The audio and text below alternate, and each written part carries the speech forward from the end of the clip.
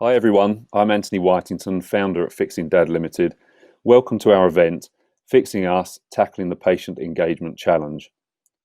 Our journey began in 2013, fixing our dad. Dad was the definition of disengaged from his own health and from his own life. He took no ownership whatsoever because he didn't believe this was his to own. His health belonged to others. His health belonged to professionals who knew much better than him what his state of health was and what he could do or couldn't do. His health belonged to the people who were managing him day by day, the healthcare professionals, the nurses and doctors around him. We were reassured that he was being managed, and yet he was dying.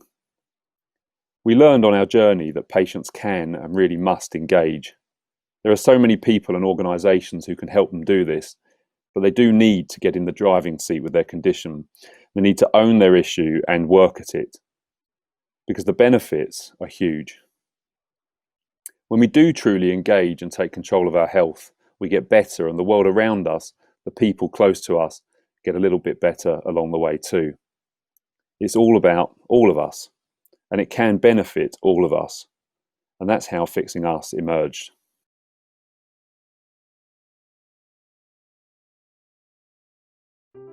"7 years ago, our dad was very sick, so my brother and I set out to fix his health. We crowdfunded a campaign to make a film of our journey. So much has happened since those early days, so here's the short story of Fixing Dad and why we believe engaging with our health is the key to building a better world. On the 24th of July 2016, the 1-hour documentary of Fixing Dad aired on the BBC.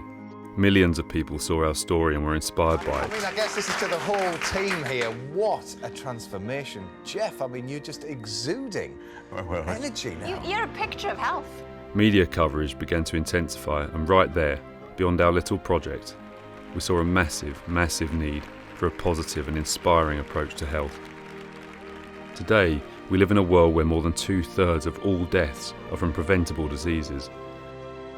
Nearly the entire global population has a health condition, and 1/3 have more than 5 conditions. At Fixing Dad, we produce and deliver content to inspire and engage with so many health conditions. Under Fixing Us and other brands, we create authentic, real-life journeys, finding new ways to engage with patients, new ways to help people to be healthier. We believe the world needs Fixing Dad now more than ever, and we're on a mission to make this something really special, working internationally with some of the world's leading organisations and brands to bring this vision to life. Today, we are an organisation that can genuinely make the world a healthier and more loving place. It starts with engagement. So engage with us via our content, virtual forums, media and events, because we really can build a better world together.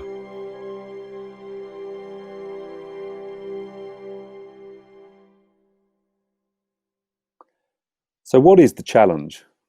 Why don't patients always engage? Why, in a world of more and more health solutions, are patients so difficult to connect with and solve? Well, this is what we mean by reimagining patient engagement. From working with hundreds of patients, we know the dynamics at the moment are not ideal.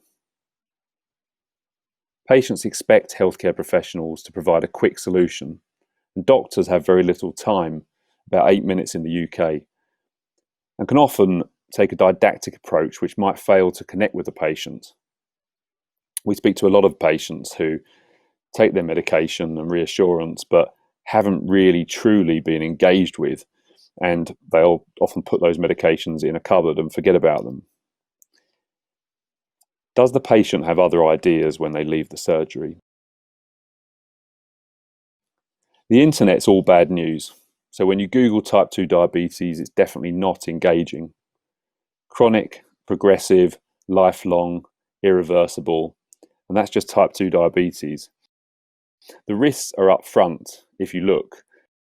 There are amputations, heart failure, stroke, MI, chronic kidney disease.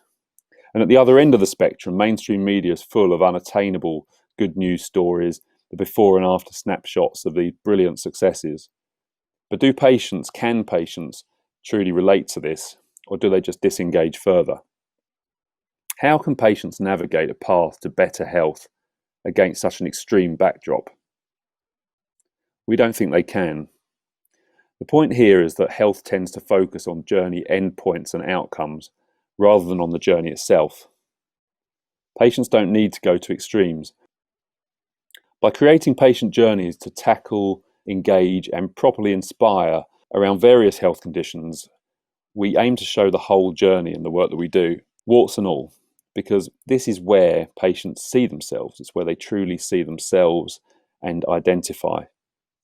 In the arguments, in the midnight snacking, in the laughs and tears, the stresses of work, or the relationships and the highs and lows, even relationship breakdown.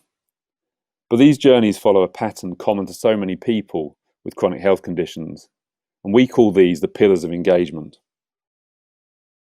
They begin with jeopardy. So generally a journey will begin with a patient feeling the fear of their condition, understanding that this is not something they can necessarily live with forever, and that it will shorten their life or massively reduce the quality of the life they have left. And communicating that is a huge balancing act for medical professionals, and it's a balancing act for understanding for families and friend networks as well. So a patient has to understand fear. They have to feel that fear of a condition. Something like type 2 diabetes, if you don't know about all those complications, you can go on with your life and it can lead to truly disastrous consequences. But if you're going to give fear, then you need to give hope.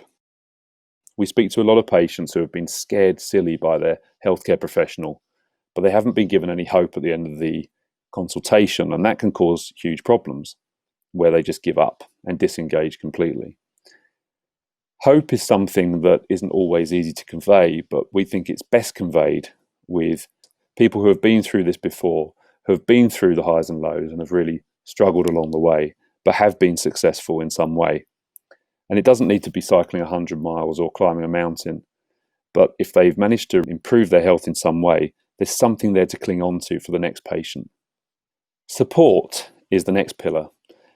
Now, everybody could go on a health journey on their own. They could tackle their health themselves. But with the support of somebody close to you, just knowing that that person cares enough to help to fix you in the first place can be hugely significant. When we're not really in a place to question our doctor or to understand what we're going through and what our condition is all about, having that person next to you in the consultation room to ask the questions and take notes can be massively important and significant on a journey, and can make the difference between failure and success. If we don't have somebody close to us, we reach to our doctor and say, I want to go on a journey and I want to improve my health. We can then start to look at the future, and that's where the third pillar comes in, which is goal setting. And when we set goals in health, it's very important to accompany those with personal goals that are really personal to the patient. We work with a lot of people, and when we set up a health project, we encourage them to make it visual. So we have a whiteboard, and you'll see some of these in the session today, where people look at their health holistically and they look at where it is they want to go. And it may be that they want to climb a mountain, or it may be just that they want to survive long enough and healthily enough to see a grandchild be born, or to climb a set of stairs. It can be something very, very small and seemingly insignificant, but to them it means the world.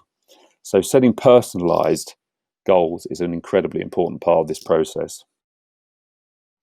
In order to understand engagement and the real crux of engagement, our fourth pillar is perhaps the most important, and that is barriers. So what are the barriers to achieving those goals? This can often be one that's related back to mental health, and can be from people's past right the way through to something that's just caused them to disconnect from their health and disengage. It can be something as simple as a few words that a doctor has said to them. In order to achieve those goals, we have to face certain barriers along the way, and all patients do.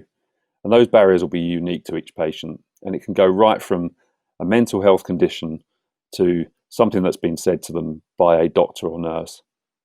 When our dad was setting out to improve his health, the biggest barrier we came across with Dad was that he saw his doctor as a god, and nothing his doctor said could ever be refuted. And so overcoming some of the negative things that have been said to him about type 2 diabetes being pretty much a lifelong condition that he wouldn't be able to do anything about was a real barrier for us to overcome. Now, to overcome those barriers, the key tends to be finding purpose.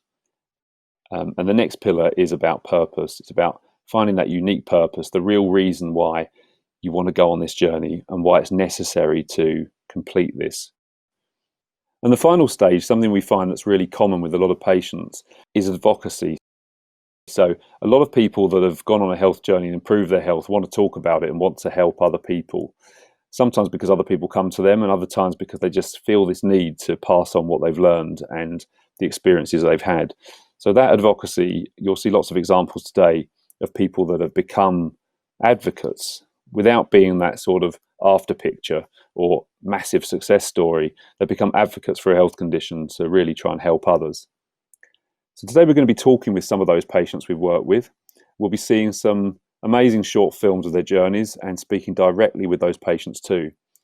Many of their journeys have gone on to inspire a lot of other patients to engage with and improve their health. We'll also be hearing talks from some very eminent professionals in metabolic health. Dr. Scott Murray, cardiologist and past president of the British Association for Cardiovascular Prevention and Rehabilitation. Dr. Murray is passionate about prevention and will be talking about avoiding the path to heartbreak. Dr. Michael Baslington, NHS doctor and founder of the Body Mapping Clinic, will be talking about communicating the value of metabolic health. Professor Roy Taylor, the scientist at Newcastle University who discovered how and why type 2 diabetes can be reversed to normal. Professor Taylor will be talking about how we put power in the hands of the patient. In addition, we'll be hearing from some of our sponsors who made all these projects possible. All our work focuses on bringing people together for stronger patient engagement. But this is the first time we've been able to bring so many great people and some brilliant minds together at one event to get to the nub of how we tackle what is now a critical patient engagement challenge. We can't wait, and we hope you enjoy the event.